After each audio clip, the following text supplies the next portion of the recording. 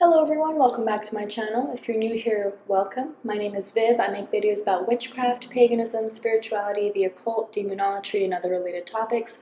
So if that sounds like something interesting to you, feel free to subscribe and look at my other videos and like and whatever you want to do. It's your choice.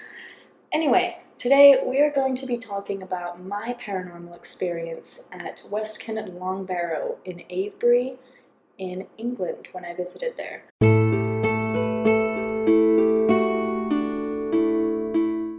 So, a little bit of context, a little bit of background for the trip. I was there to visit my dad, and I also saw some other family while I was there, and him and I hadn't seen each other in 2 years because of the pandemic, and we were very close, so it was very emotional reuniting, and it was really lovely getting to see him. And we traveled to a few places: Plymouth, Brixham, Boscastle, Wiltshire, which is where Avebury is, and London and Bristol as well. So we mainly traveled around the southwest, but we also went to London at the end.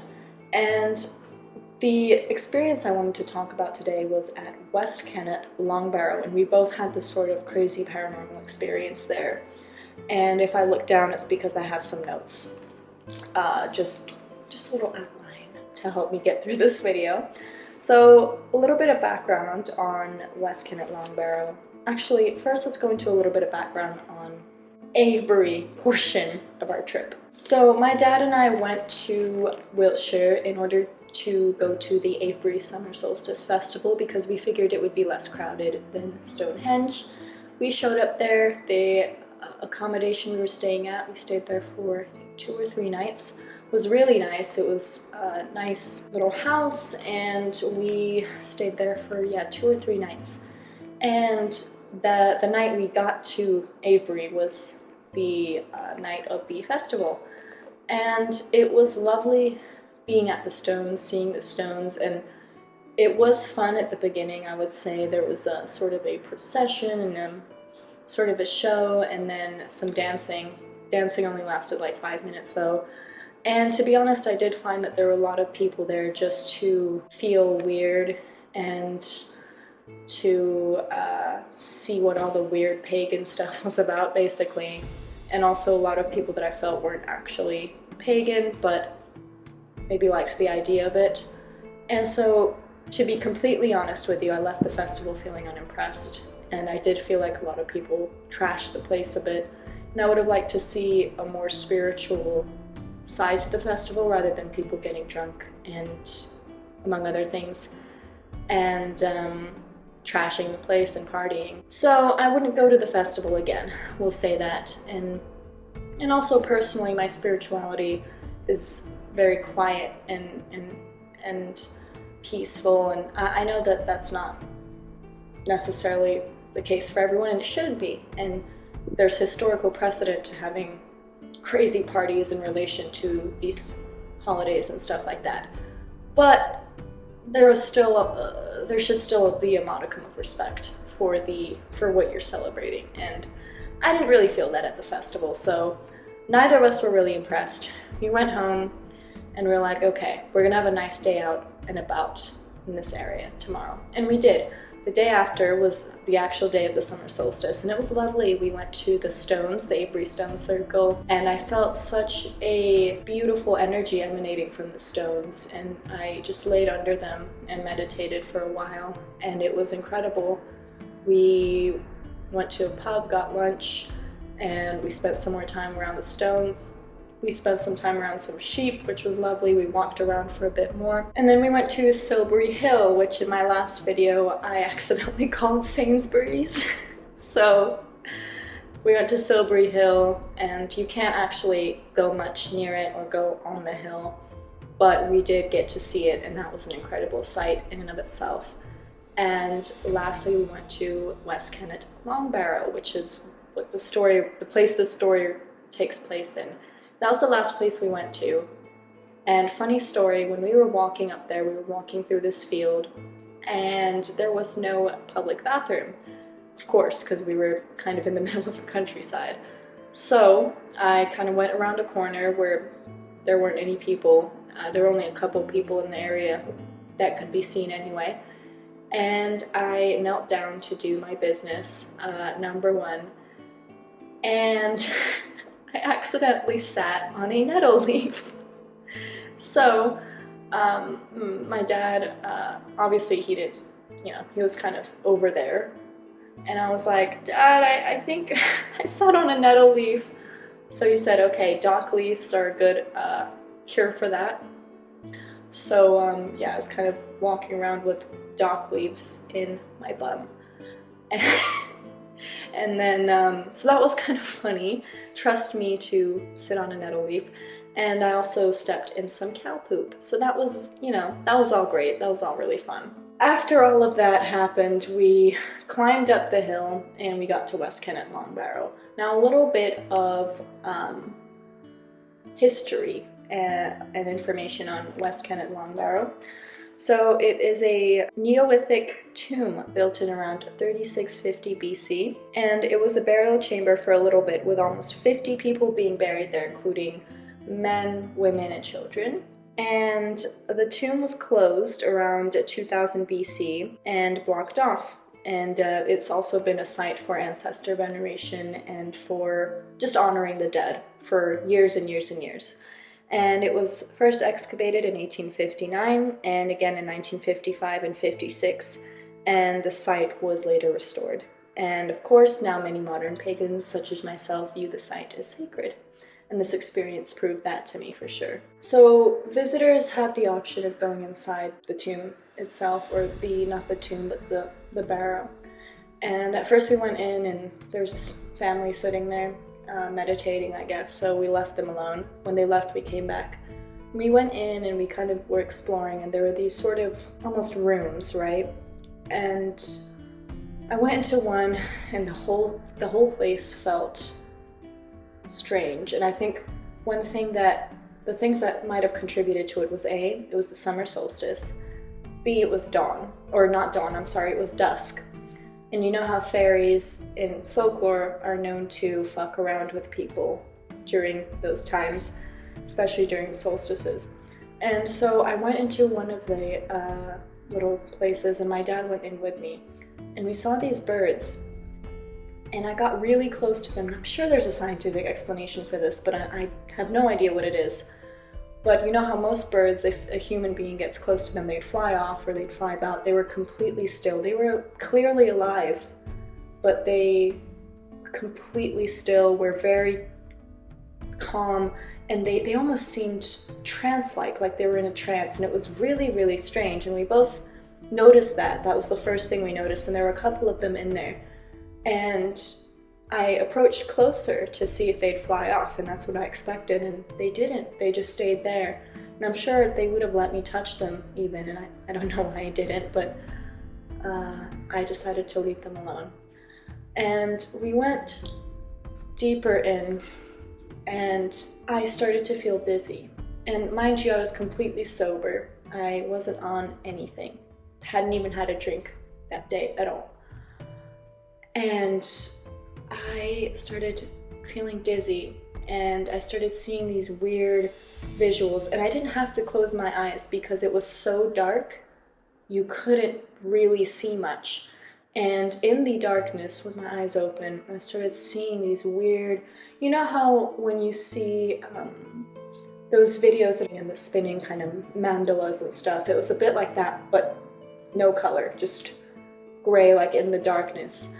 And I started to feel dizzy, swaying back and forth, and then I saw this looming black shape, and my dad said he saw it too. It was on the left. It was this looming black shape, like a creature, almost like a spirit.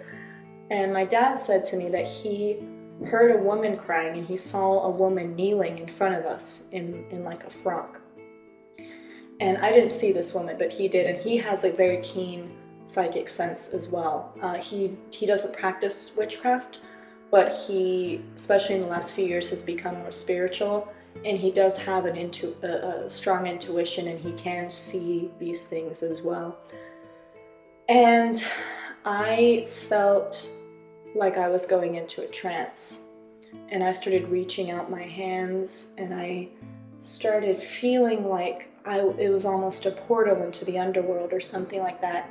And who knows, maybe it was a portal into the other world, or something strange, especially on the solstice. I mean, we went at a time where the powers are heightened, and at dusk, which is a liminal time already. And I felt, it was the strangest sensation. I've never felt this way before. And I think if we had stayed there, I probably would have fainted. I felt lightheaded, I felt strange. And we heard sounds as well. We both got a ringing, strong ringing sound in our ears. And neither of us suffer from tinnitus. I don't have tinnitus. That and one other time is and maybe a couple times after I was, coming to from surgery or something, are the times I've had that ringing sound in my ears, and he got it too, and it was very, very strange. After a couple minutes of this, it was my dad who said, okay, let's get out of here, and I was in no state to come up with that idea, so I just followed him. And we came out, and I kind of felt normal again, and I said, did you feel that? And he was like, yeah, we were both freaked out. We were like, what the hell? What the hell was that? Like, we both saw figures, we both heard ringing, we both felt strange, especially me though, because I felt like I was gonna pass out.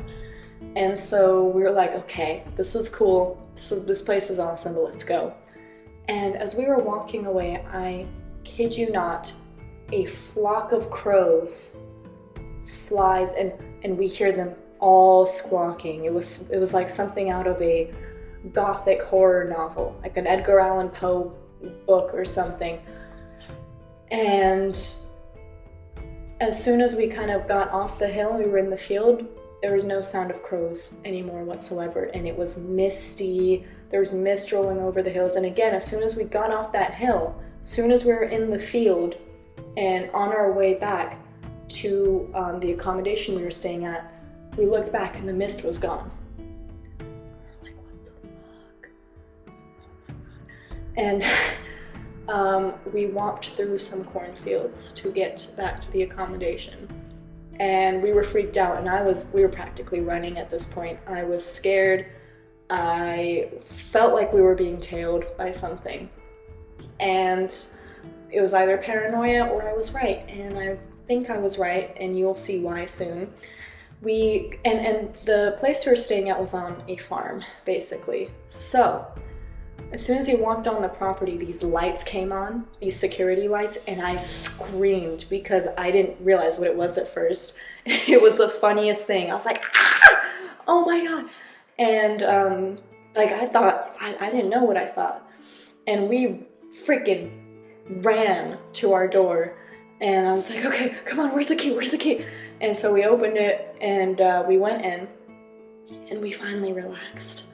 Like, okay, we're fine, we're home. And then the light starts flickering. And I was like, Dad, the light's flickering. I think it followed us. Whatever was there, something followed us. And he was like, I mean, the light bulb's probably just going out, but if it happens in the other rooms, then that's good, that's weird. I go into my room, and guess what the light does? It flickers. Guess what the light in his room did? It flickered.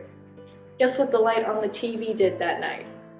The little red light that isn't supposed to flicker, it flickered. And the other weird thing, I was in the bathroom, and I wasn't taking a shower, I was just using the bathroom, and the shower turned on by itself. And that freaked me out. So I was like, what the hell? So I guess it followed us. After we left the area, after we left Wiltshire, I don't know if it followed us after that. We did see some flickering lights in the next hotel we stayed at, but we weren't sure if that was a coincidence or not.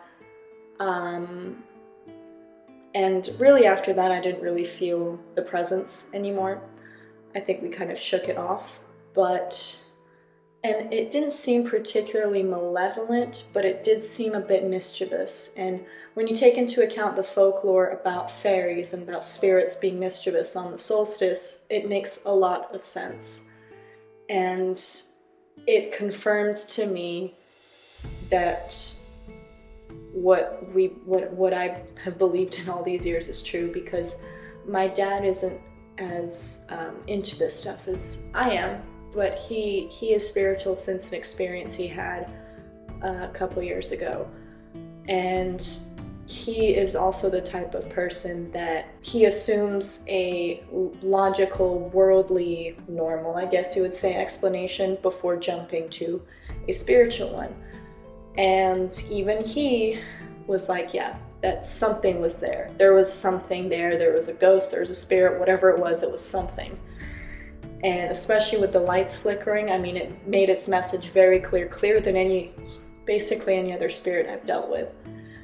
And so that's what happened. That's the paranormal experience I had in Avebury at West Kennet Long Barrow. So I hope you all enjoyed this video. I haven't really talked about paranormal experiences like this on this channel before, but I do find these kinds of story times from other creators in general really fascinating. So I hope you enjoyed mine. It is 100% true. I can testify to that. If you don't believe me, I can bring on my dad. If you don't believe him, I don't know what to tell you, but it did happen to me, and it is one of the most incredible experiences I've had, and also one of the most terrifying experiences I've had as well. I still can't quite wrap my head around it because it was so on the nose, because a lot of paranormal or spiritual experiences can be quite subtle, and this one was not at all. It was the opposite of subtle.